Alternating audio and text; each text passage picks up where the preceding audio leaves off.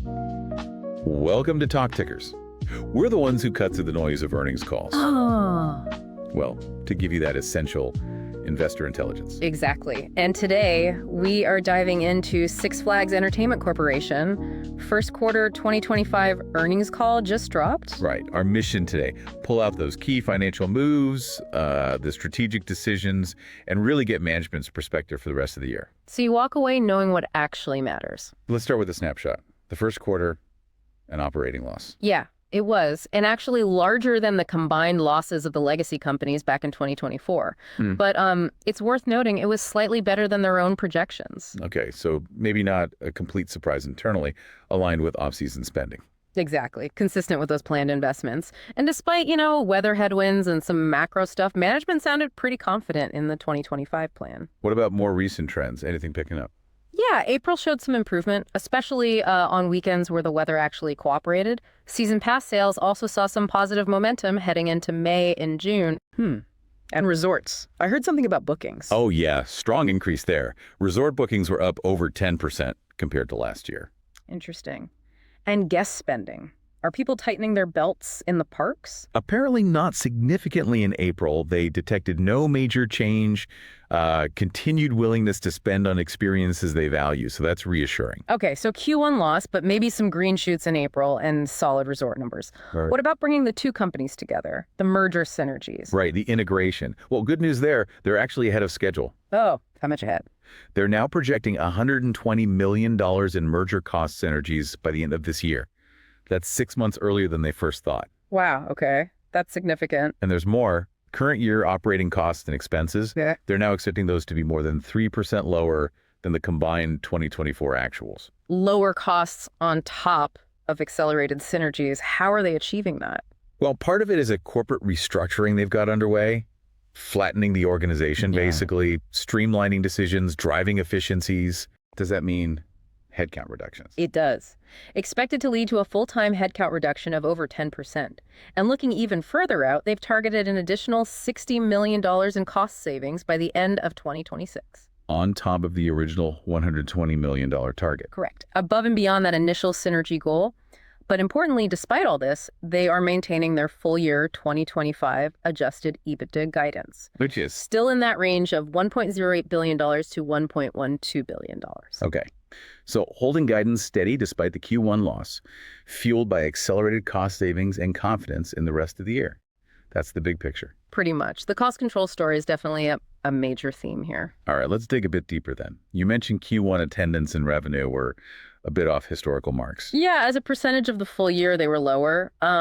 Think around 5.5% for attendance and 6% for revenue. Historically, Q1 is more like 7%. And the reasons. A couple of things they pointed to. Shifts in the operating calendar, like the Boneberry Festival at Knott's Berry Farm moving into Q2 this year. Ah, okay. Timing. Right. And also just fewer operating days overall in Q1, about 14 fewer, partly due to weather, partly due to some cost-saving decisions. But the expectations that this reverses. Correct.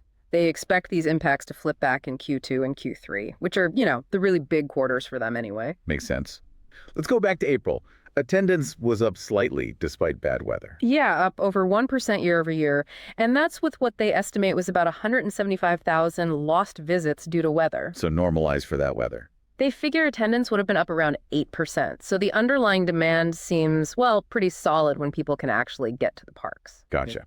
And season passes, you said momentum picked up. It did. The sales gap compared to last year narrowed down to about 2% in units and 3% in total sales value. Okay. And pricing on those passes. A bit of a split strategy there. For the legacy Cedar Fair parks, they expect the average price to be up 3-4% for the rest of the sales cycle. And legacy Six Flags. Projected to be flat. That's apparently due to some changes in the product structure over there. It's interesting divergence. Okay, looking ahead now to Q2, more operating days. Definitely. An incremental 37 operating days expected in May and June compared to last year. Wow. Yeah, it brings the projected total for Q2 to 2028 operating days. That's up 36 days year over year, so significantly more capacity. What about expenses in Q1? You mentioned investments. Right, operating expenses were higher. They pulled forward some pre-opening maintenance and also boosted early season advertising. Strategic timing. Seems like it. They estimate it's about a $10 million timing difference that should reverse later in the year. Q1 also had about $15 million in non-recurring merger integration costs and $5 million in adjusted EBITDA add-backs. Okay, so some noise in the Q1 expense numbers due to timing and one-offs. Yeah. Let's talk balance sheet. Cash position. Debt. They ended Q1 with $62 million in cash. They also have $179 million available under their revolver. And the overall debt picture. About $5.3 billion gross debt. Importantly, around 70% of that is fixed rate debt. Helps in this environment, right? Definitely provides some stability. Any near-term maturities? Yes. There are $200 million in senior notes coming due in July 2025. They said they're evaluating options, including potentially just using balance sheet liquidity. No other big maturities before 2027. Okay, manageable near term. What about CapEx? Still investing. Yep. $140 million spent in Q1, which they said is consistent with their full-year guide of $475 to $500 million for both this year and next. And any excess cash flow. The stated plan is to use excess free cash flow for debt reduction. That's the priority. Good to hear. Let's switch gears back to strategy. Integration progress. You mentioned the cost synergies. What about the actual operations? Tech. Yeah, significant progress reported there. IT integration seems on track to get guest data onto their own in-house ticketing platform by year end. That's a big step. But the whole tech stack. That's a multi-year thing. They acknowledge that. Full integration takes time. Makes sense. And portfolio optimization. This park closure news is big. Very big. The planned closure of Six Flags America and Hurricane Harbor, Maryland after this 2025 season. It's a major move. Why those parks? Aligns with their stated priorities. Simplify operations, reduce risk, and really focus on the high-margin parks in the portfolio. And the land. They own it. They do. The plan is to sell those non-core assets plus some excess land they have near King's Dominion in Virginia. And the proceeds go to? Debt reduction. They expect these sales to be cash flow accretive overall. Any timeline on selling the Maryland park? That seems complex. It could be. They guided towards maybe 12, 18 months, possibly longer. It's a process, and they were clear. No other park closures are currently planned. Okay, so a focused divestiture, not a broad culling. Sure. What about capital spending going forward? Still $1 billion over 2 years. That's the plan, yes. Roughly $1 billion for capital projects across 2025 and 2026. But they did note about 30% of the annual budget is for discretionary infrastructure projects. Meaning they could potentially defer some spending if needed. Exactly. Gives them some flexibility. What about other leading indicators? Anything else looking positive? Well, they mentioned season pass sales trends again, and group bookings showing positive signs. Cedar Point's opening weekend apparently had strong demand, even with bad weather. E-commerce. Also positive, e-commerce channel sales up 1% in unit volume and mid-single digits in price year to date. I remember hearing something about food and beverage. Oh yeah, they highlighted the renovated cruise serve locations, apparently showing outstanding results. Per capita spending up year over year and average transaction value up almost 10% across those 11 upgraded spots. Wow, nearly 10%. That's a strong return on those renovations. It really is. And it feeds into that overall management confidence about hitting the full year guidance, positive indicators, cost control, the portfolio moves. It all paints a picture. Are they sharing more details soon? Yes. Investor Day coming up May 20th. They plan to outline growth objectives through 2028, the path to a 40% margin goal, and other strategies for unlocking shareholder value. Okay. That'll be one to watch.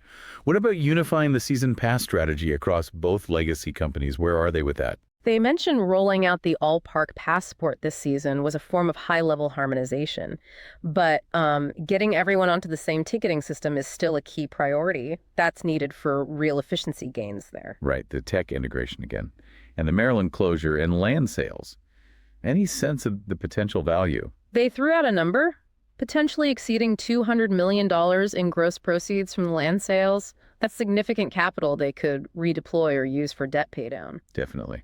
You mentioned Q1 EBITDA decline was maybe steeper on the legacy Six Flags side? Yeah, but primarily driven by that pull forward of maintenance and pre-opening costs we discussed. The Cedar Fair side was apparently more impacted by the timing shift of that Boneberry Festival. Different drivers. Got it. And the food and beverage strength, any specific areas? Seems broad-based. Meals, beverages, adult beverages too. They even mentioned a new adult swim-up bar concept generating excitement. Huh, okay. And regionally, any areas standing out, or is it mostly weather-driven so far? Mostly weather-driven early on, especially Midwest and East Coast. But they said underlying demand seems stable across all regions when weather is good. They expect a clearer picture once all parks are open daily in early June. That geographic diversity helps, I imagine. For sure, mitigates risk. They also mentioned the chaperone policy from last summer has been helpful, and they're aiming to broaden the guest mix over time with diverse attractions. Okay. And are they feeling good about the state of the legacy Six Flags parks heading into peak season, maintenance-wise? They expressed satisfaction with the progress, yeah. Said they're prioritizing items with the highest perceived guest value, getting ready for the summer crowds. Makes sense. So Q2 and Q3 are really the make-or-break quarters here. Absolutely.